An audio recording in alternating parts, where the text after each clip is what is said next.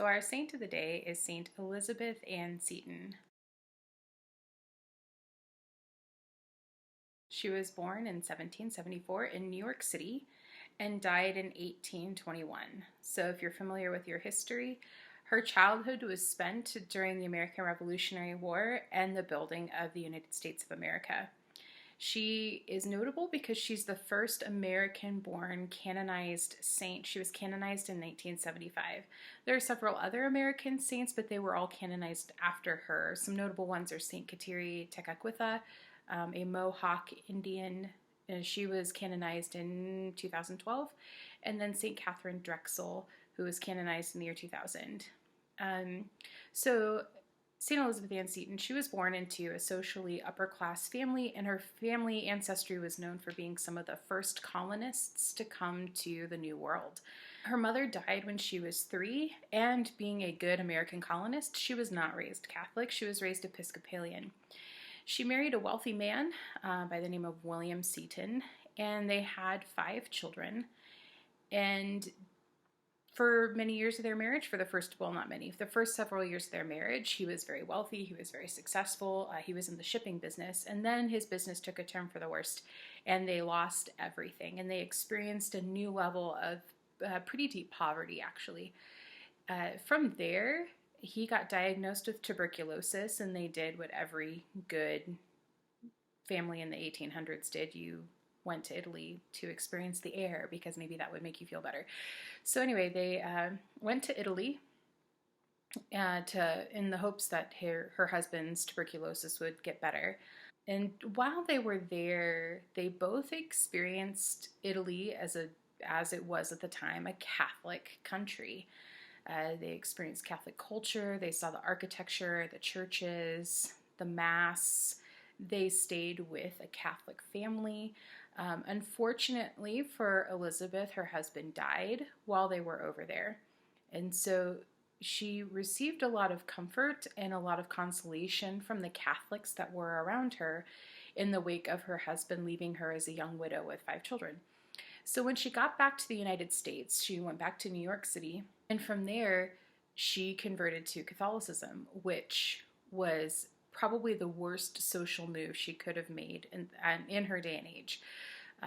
In New York, particularly, there was one Catholic colony, Maryland, and so Maryland was, a place that was friendly to Catholics and supportive of Catholicism, but none of the rest of the colonies were.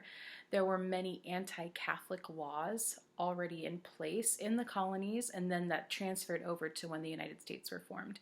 Luckily for Elizabeth, the law that prevented you from converting to Catholicism had just been lifted a couple of years before her conversion.